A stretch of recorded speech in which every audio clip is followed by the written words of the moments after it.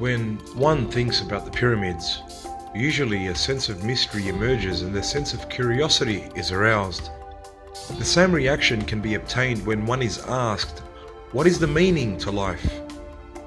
Where does this mysterious vibe come from? Is there even a need for a sense of mystery in the first place? We are told by many that the pyramids, specifically the Great Pyramid of Giza, could not have been built by men due to the fact that the stones are way too heavy to be moved. Even modern day cranes could not move the stones, they say. However, there is a monumental difference between a stone and a man-made block. The stones that are usually referenced in the multiple presentations that are thrown at us are meant to have been quarried out as a single unit piece of rock material and then placed in a particular position to be a part of the Great Pyramid. We use the same kind of earthen ingredients available to the ancient Egyptians 4,500 years ago. These massive blocks have the same chemical makeup and appearance as blocks of the Great Pyramid. The limestone we used consists of fossil shells called nummulites, like those in the Giza bedrock. Like in Giza, our French limestone is so loosely bound it doesn't require crushing. But unlike in Giza, it contains no kaolin clay. We heap the cement additives, lime, natron and kaolin clay, near the limestone. The two components will react in the water and build in situ geological glue, which will then yield the hard geopolymeric rock agglomerated limestone. We start making the cement by mixing sodium carbonate, found in Egyptian natron, and lime in 500 liters of water. We then add the kaolin, inherent to Giza limestone, and stir the mix with a wooden tool. In my opinion, throughout history, men have been the workhorses that whole societies were built on. It has always been like that. Having a sense of mystery over something as simple as the pyramids reduces the level of appreciation of men's doings.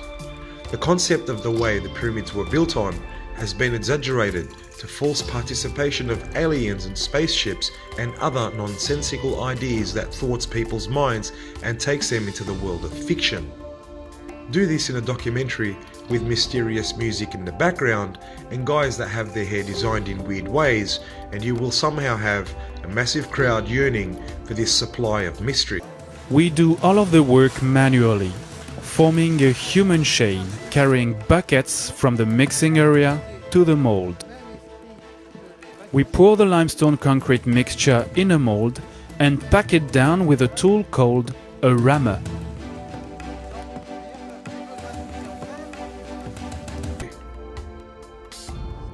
Every day we build buildings. We have moved forward and progressed and made the concrete that we use stronger by adding steel to it, and also causing it to harden faster by placing chemicals inside it. But in saying that, some of the most basic fundamentals that are followed now were followed back then, back in the days of building the pyramids, whether it be by concrete pump, wheelbarrow, or bucket by bucket. The understanding of gravity, eccentricity, and pressure are vital to understand the nature of how a fluid material such as fresh concrete is going to behave. This knowledge would have been easily available to the ancient Egyptians, as it falls down to basic knowledge and even common sense. For example, in a very big box full of water, the pressure at the bottom of the box is going to be greater than at the top of the box. Not only am I referring to the pressure going downwards, but also the pressure going sideways at the bottom of the box. Now, remove the water and place in this box fresh concrete. The mold consists of small wooden boards, which can be reused many times for making other blocks. But concrete is a very heavy material, and suppose this box is made out of wood. This box is going to bend and warp into a shape that is not wanted or desired. When this concrete is hard and set, we can rip apart the wooden box to be left with a big block of concrete that has sides that we did not desire. We can solve this problem by putting joists. There is no mystery at all. We remove the mold 4 hours later. The synthetic limestone looks like a natural stone. we observe no trace of wood grain. What is the meaning to life, they ask? Well, what is the purpose of life to a frog, a bird, a cat? The added element of mystery can cause much confusion and lead one astray. It is easier to answer questions such as, what is a frog? This can be explained and then be taken to a further conversation to add things such as what a frog does, etc., etc.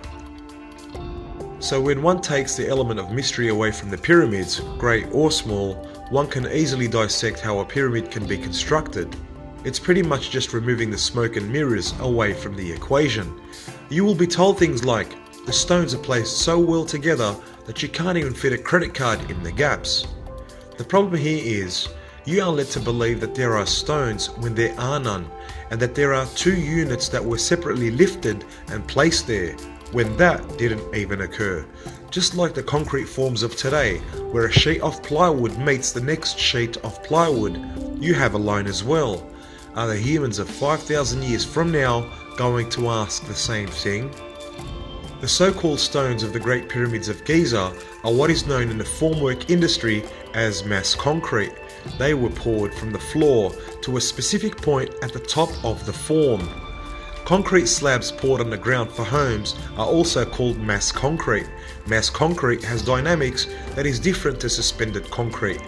In-ground swimming pools can also be mass concrete.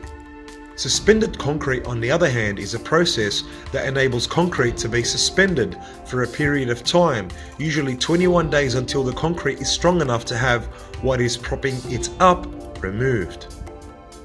This is a very important point for the construction of the Great Pyramids of Giza, due to the fact that the Great Pyramids of Giza are mass concrete. This means that the pyramids would have been so much faster to erect than what many may believe. 4 blocks have already been made. Joseph Davidovits presents them. The 2 large blocks weighing up to 4.5 tons, containing most water, have given smoother surfaces. The 2 small blocks weighing up to 1.3 tons, the least wet, take on rougher surfaces.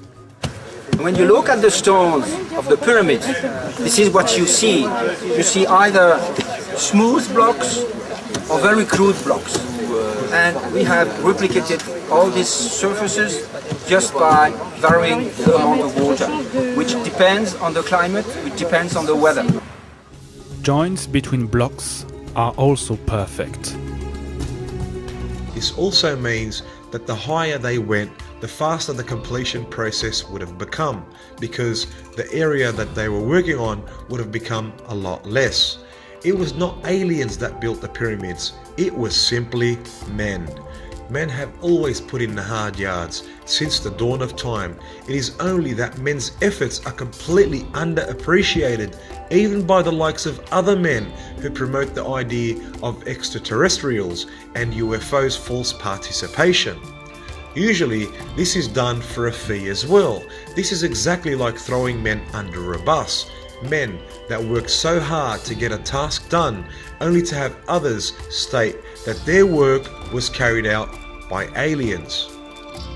It will take 3 months for the stones to fully cure because of the climate of northern France. In 4,000 years, will future archaeologists insist that our imitation pyramid stones are natural limestone?